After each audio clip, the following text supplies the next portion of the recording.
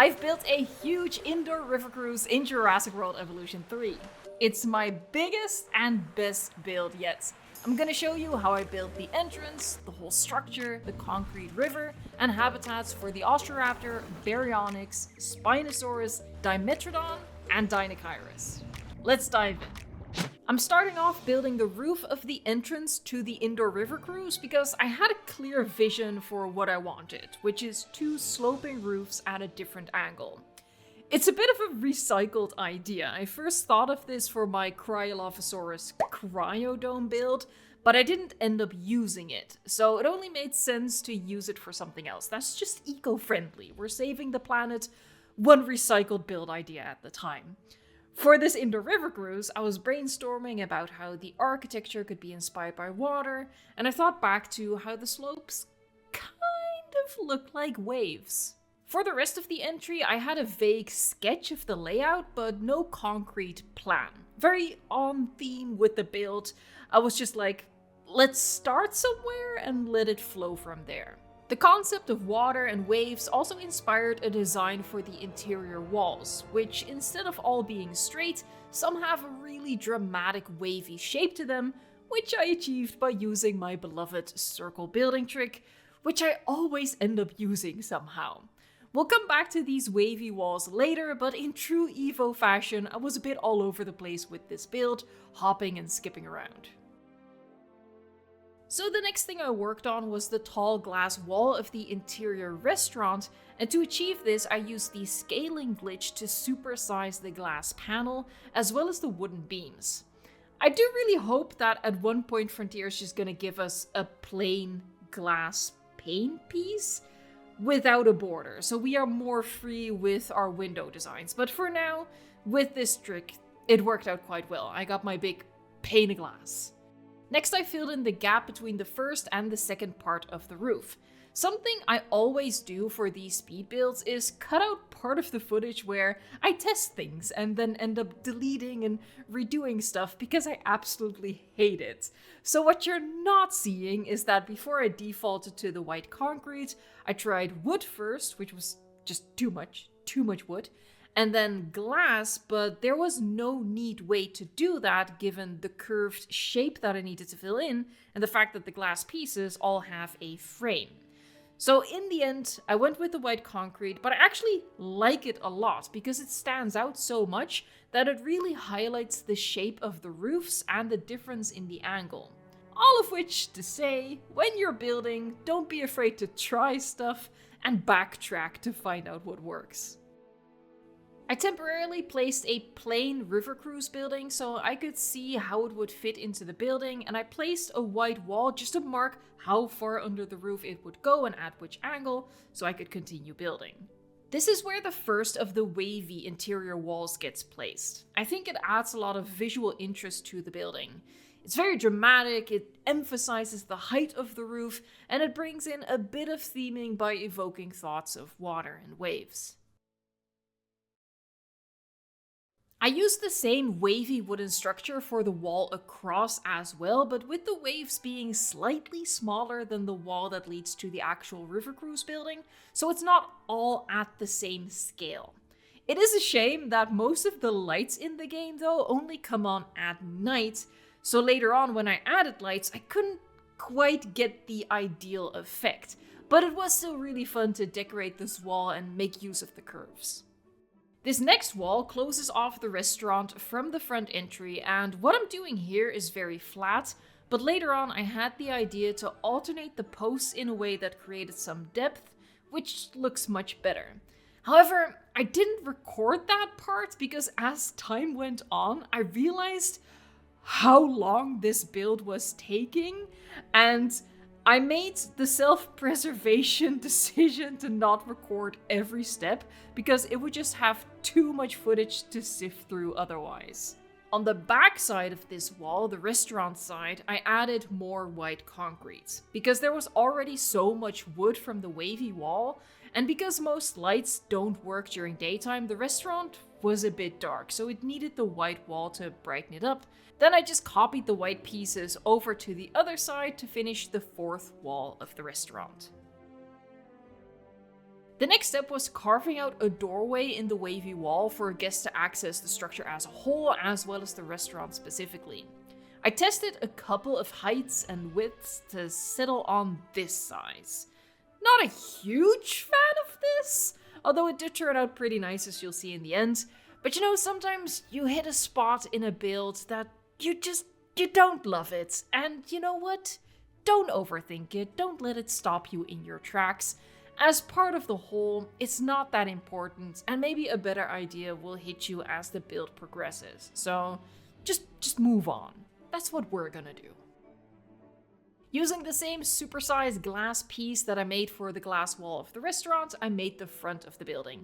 Again, recycling. It's good for the environment and time management, but also makes the build look a little bit more cohesive to reuse elements, and you don't have to reinvent the wheel or architecture with every wall and every corner. And then, with more white concrete, I boxed in the rest of the building. In spite of the front just being a glass wall, the interior just ended up a bit dark, so I added a skylight, which maybe doesn't do all that much to brighten up the indoors, but it does make the ceiling look less plain, if you ever bother to look up that high. I don't show it, but I also added a skylight in the restaurant area, which is where we're going to suspend a Spinosaurus skeleton from the ceiling, which is inspired by my favorite place on Earth aside from home, the London Natural History Museum, and the whale skeleton suspended from the ceiling. Long before we get there, I'm adding a different decorative element, which is a living wall, or a plant wall with a water feature. And the water at the center represents the river in the River Cruise. Now this whole thing is going to be turned upright vertically, so for the fountain pieces you have to use your imagination. That it's not really water, but like screens displaying a nice water effect. Again, oh my god, I wish so badly that lights would actually work during the daytime. It would have been so much better, but we make do with what we have. But yeah, it's so frustrating. The lighting in the game is so good with all these dark shadows, but we can't properly make use of it. Anyway, I'm fine. Once this thing is put into position, I add more fountain pieces, one from the ceiling, so water cascades down the entire height of the wall. And also, nice bonus, this light is on during the daytime, and then also a fountain down below to catch the water. As I was working, I had temporarily removed the River Cruise building, because what's really annoying when you accidentally click on an attraction, like even through other pieces that you wanted to select, it immediately selects the attraction and then the camera shoots up into the sky. It's just really annoying. I honestly wish I could have just added it as the very last step, because it was definitely a point of frustration during the entire build, but I had to re-add it at this point so I could get it boxed in and build the whole thing around it. For the restaurant, I'm using this medium amenity build from the workshop and stripping it down just to the entrance facade. If I remember correctly, this person specifically built this to be used in Grand Canyon Park, so we have to talk about that for a second. I am so sorry, like genuinely so sorry I haven't been able to continue that build for so long.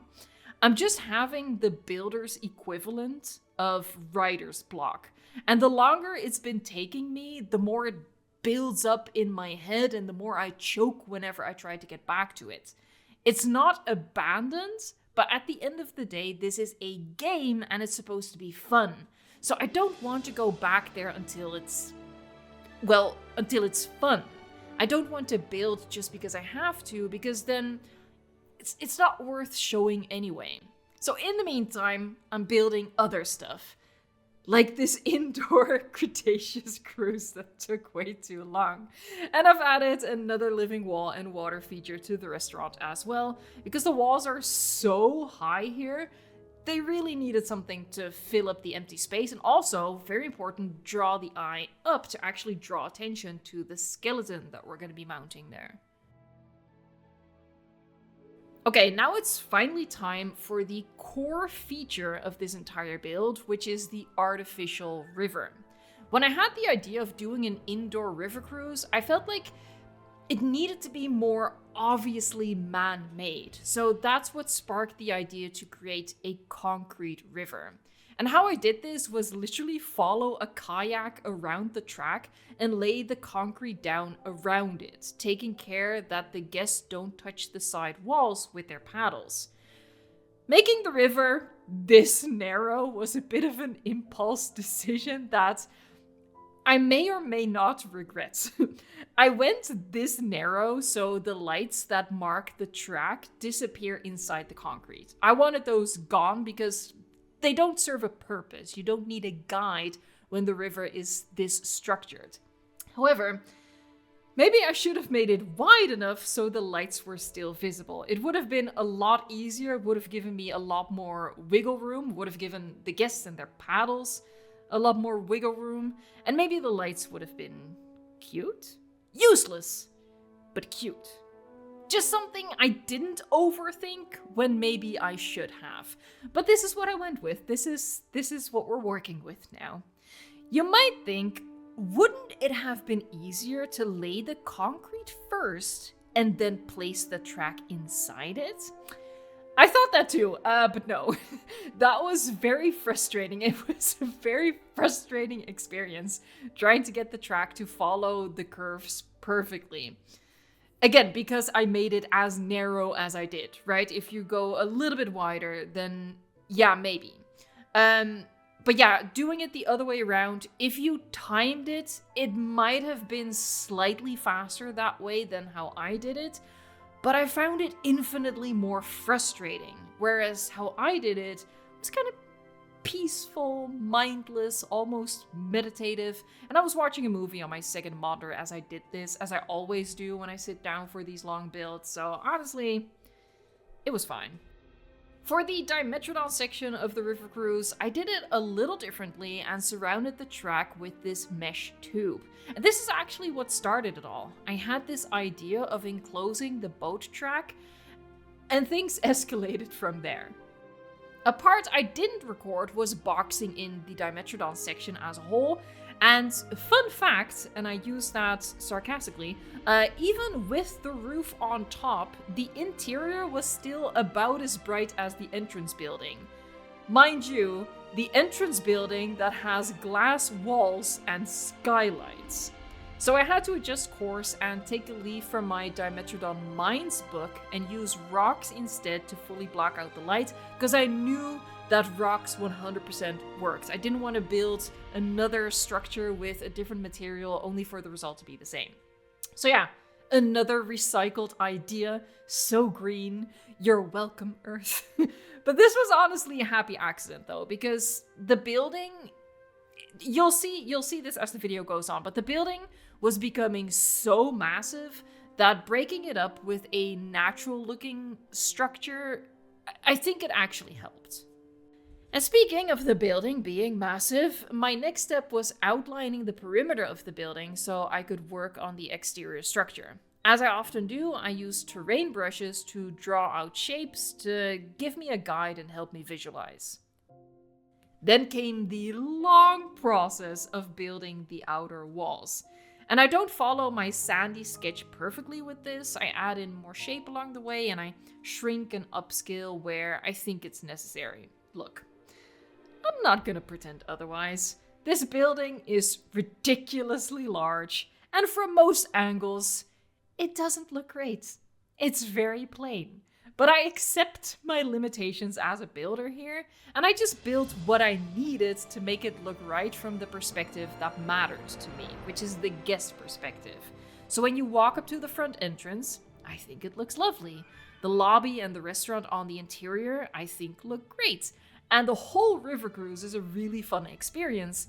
And the surrounding building just doesn't matter all that much beyond serving the purpose of making it all indoors and creating that atmosphere. So from a bird's eye perspective, I'm not happy with it, but I am super happy with how it looks when you go through as a guest. And that's what I prioritized. And it's also just, again, I'm admitting that it's a natural result of my limitations from like an engineering and architectural standpoint. It's a big box of glass. I did my best. it serves its purpose. This bit off to the side I'm splitting in two because it's going to serve as the private resting area, like the shelter for the dinosaurs, away from the guests. And because it was repurposed to that effect, I added extra wooden beams on top to make it less bright inside. Once the massive structure was done, I moved the roof out of place so I can work on the inside. The roof has so many pieces that it's multiple groups and they can't even all be moved at once. During the next phase, by accident, I found out you can make the river around the boat track much more narrow by using the terrain tool with like a slight elevation instead of the delete water tool. The delete water tool really can't get close to the track at all, but with the terrain tool you can. So I went around making the river as narrow as possible without the ground showing through the concrete that I'd laid down. That's just a practical tip if you want to make narrow rivers, and it's just one of 10 that I'll be sharing in an upcoming video with tips for building the best river cruise. Things that I learned from this build and many more. That video is coming soon, so stay tuned. In the meantime, as I'm building a waterfall, which I am prone to do even indoors, please give the video a like if you do indeed like it. If you give the video a thumbs up, the algorithm will show the video to more people, so it helps out the channel and hopefully inspires those people for a build of their own. If you want to make sure that you're not going to miss out on any future videos, like that tip video, an immersive tour for this build, and of course the DLC news that we're all waiting on, then please consider subscribing to the channel and helping it reach the 400k milestone. Next, I'm stealing a bit of the mesh tubing from the Dimetrodon area of the build and applying it to a section of the track going through the Spinosaurus habitats, so guests can safely get close to a swimming Spinosaurus.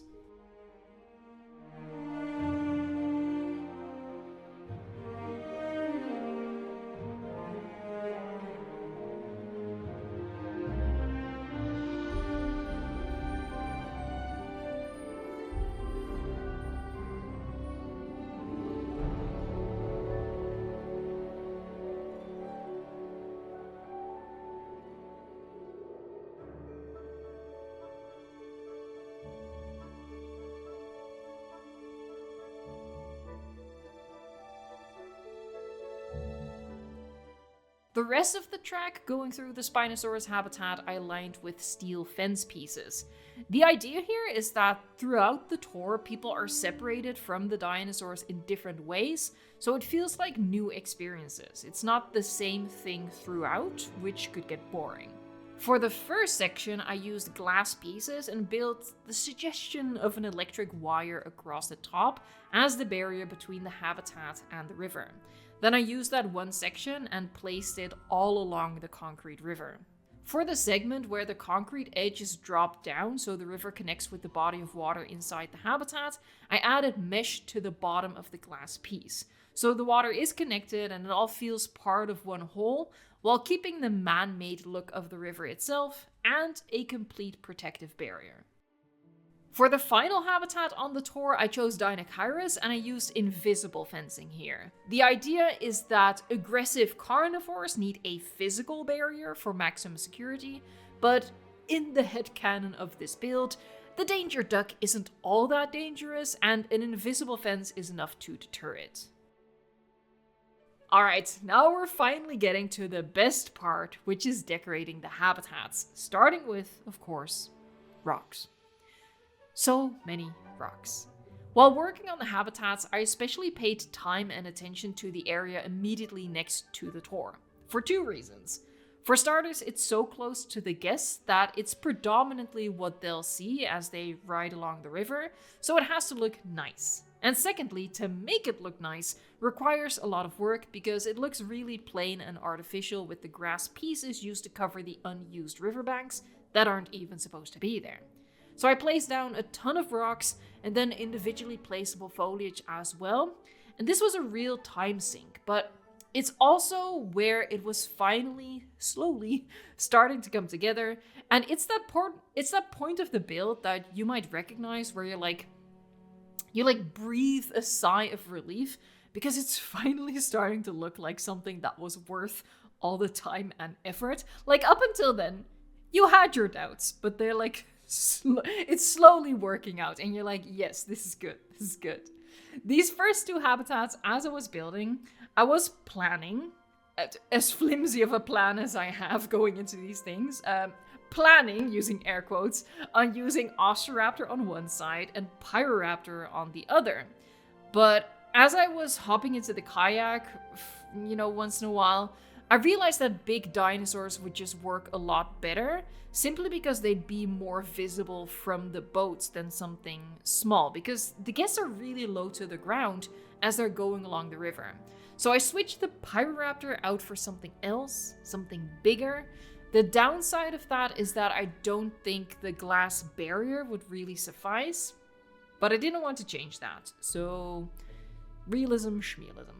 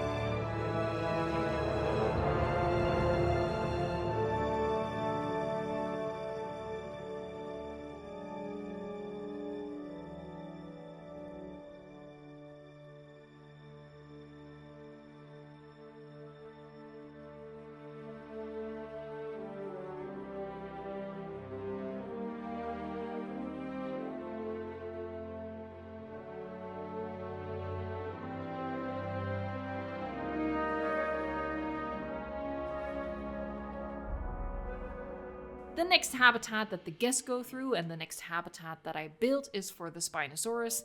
And before guests paddle around the corner and through the gates, I use the Spinosaurus statue to announce and tease what's coming up.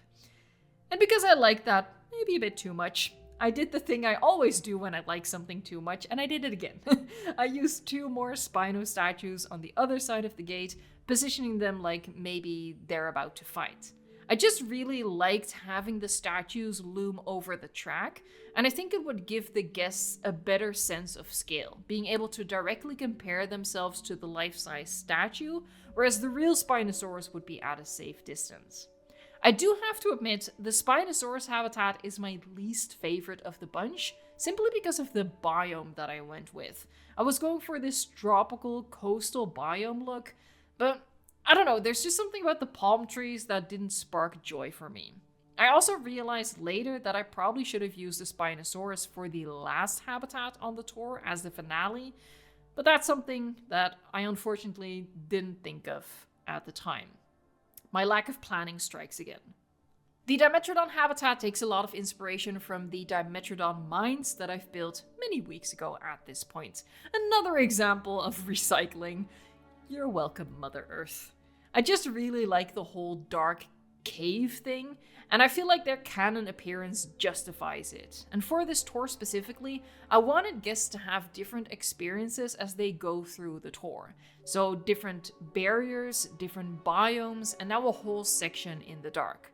Of course, during daytime, none of the lights I'm placing are turned on. So for the tour, I'm gonna have to do a little bit of editing magic to make you experience it the way the guests would if this was a real thing. The last habitat on the tour is for the Deinocheirus, and it is the wetlands biome. Unfortunately, the roof is too low in most of the section to use the wetlands foliage brush.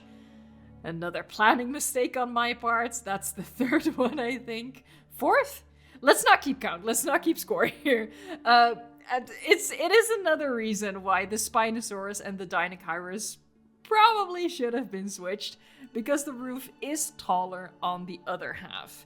And genuinely, I would have bothered to switch them if I had time, but this build was already taking so long. Like, you might have noticed how long there hasn't been a video on the channel. That's because I was working on this. So I really started to feel the pressure to, okay, wrap it up, Evo, wrap it up. You need to get a video out at this point. So yeah, no time to change it, so I made the most of not being able to use the wetlands brush and used the mangrove trees instead for a big part of the habitat. And I do really like how that turned out, so maybe it is for the best how everything worked out, because it led me to use these trees and I really like the vibes with the roots that they have going on.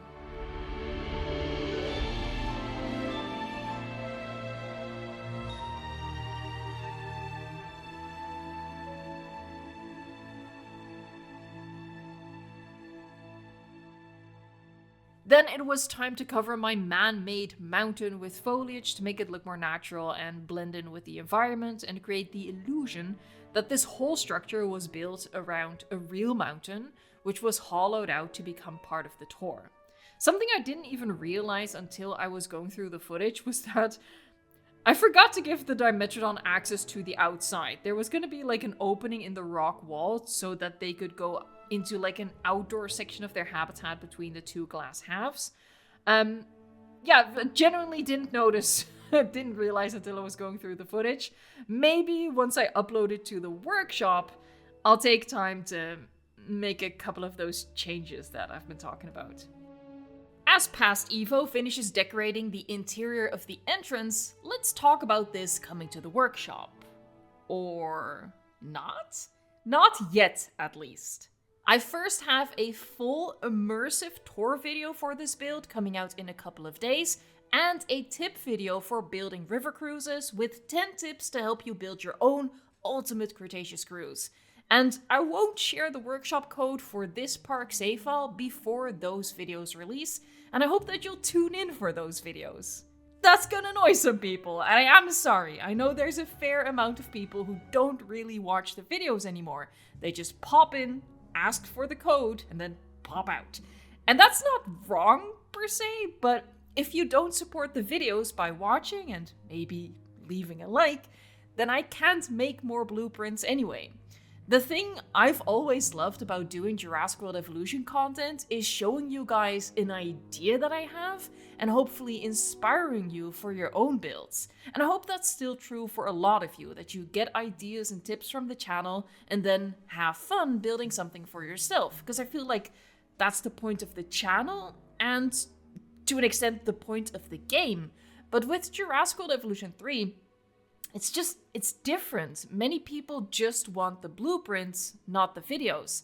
And I have to admit, it's a bit sad, demotivating. Those are strong words, but that comes close. It's a bit sad sometimes seeing the "what's the code" comments when the video clearly states that the code is in the description box, or it's in the pinned comment, or it's in a pop-up in the video itself, which they would know if they watch the videos. But as I say, they don't. They just come in for the code. The best way I can describe it is that due to the workshop, which is great by the way, the workshop is fantastic, it's amazing, I rely on it myself as well.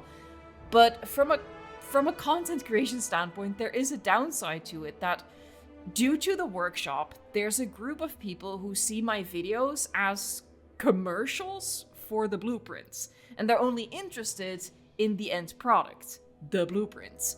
But the point of my videos isn't to advertise a new blueprint, it's to, hopefully, inspire you or at least entertain you while you eat dinner or you do homework or you fold laundry, whatever, right? And the blueprint is just a byproduct. Ideally, at the end of the video, I don't want you to think, oh yeah, I want to plop that build down into my own park. I'd rather you think, oh yeah, I'm gonna build something like that too. So I'm gonna hold this build hostage for a while and I won't share the code until later. What we're gonna do right now is the showcase. As I said, the full immersive tour will be a separate video coming to the channel in a couple of days, but I do want to walk you around the entrance building, talk about some stuff, and fly through the main building and highlight some things. So we're heading inside, and one of my favorite things, even though it's really simple, is the extended DNA helix with the water feature at the center. I think that turned out pretty spectacular. spared no expense. And then over here we have the Spinosaurus skeleton on the interior, but on the outside of the glass you have the Spinosaurus statue. So you get a look at the skeletal anatomy as well as a representation of what the animal looked like, and sort of get you ready for the excitement that is to come during the tour. So then we turn around and we come into this area, another water feature, skylight up above. The lights, I think, worked out okay-ish. It's not exactly what I would have wanted, but these are just a couple of the lights that actually work during the daytime. Oh, we have a bit of a maintenance issue over there. And I also really like putting the planted trees in the hollows of the wavy wall. Now let's head into the restaurant, which is maybe my favorite area. I think this is so cool. I would totally pay to drink an overpriced burger here. Definitely. I think this looks really cool with the swimming Spinosaurus skeleton suspended from the ceiling. And again, same as what we did earlier, there is also a Spinosaurus statue outside, and it's also swimming. So again, you get that representation. Skeletal structure and a representation of the animal. And then once we've had our burger, we'd go outside again. And there you have the river cruise. And oh, excuse me, sir. And I like how that turned out with the letters of river being on the outside and then cruise underneath and below it. All right, so let me fly up here. Again, it's just a big glass box. I did my best giving it like, you know, some different elements to break it up a little bit, you know, add some shape to the roof. But at the end of the day, it is what it is. It serves its purpose, as I talked about. What I like at the back is that the Spinosaurus habitat actually extends to the outside, so they have more space. And the only way for them in and out of the building is through this waterway right here. So this is how they would access the exterior part of their habitat. See, how cool is that? I really like that. I hope you're gonna tune in for the immersive tour, because it is really relaxing, honestly, to just oh god, paddle down the river. Something else I really like here. Spinosaurus swimming, and you know, you can safely paddle with them. I think that's pretty cool. And then if you go a little further, you have another swimming Spinosaurus skeleton that you paddle under. Love that. This is the first section of the tour with the Oshiraptor on one side, and on the other side we have Baryonyx, which I switched out from initially Pyroraptor, just because we needed something bigger to stand out a bit more. And I really like how this looks. You know, the glass box serves its purpose. It doesn't... You know, if you really think about it, structurally, it's not too sound, but I didn't want to add too much support because what you already have is a lot of shadows, and I didn't want to add too much of that by adding, you know, really big support girders and stuff like that. So yeah, that's why the roof is as minimal as it is. Here come the kayakers. You can just, I don't know, I think this is really fun. Okay, so the Dimetrodon area is pitch black during the daytime. I really hope... Oh, hold on, that is kind of cool. Look at that. Ooh, that is spooky. But yeah, I really hope that Frontier is gonna do an update where the lights just are on permanently, so we can better enjoy all that. So on this side, we have Oshiraptor, Baryonyx, Spinosaurus. And on the other side of the mountain, again, Dimetrodon is inside the mountain. So on the other side of that, we have the ducks.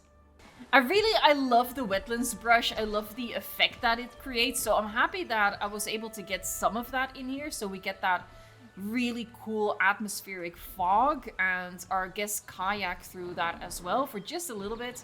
But then it opens up to this mangrove forest. It's very sparse, but I wanted it to be open so they could see the ducks properly. And then as the tour continues, it goes back to that wetlands forest with the fog. And I think that looks really cool here. They would just continue like that. And then this section is completely overgrown with these trees, just like with the tendrils hanging down.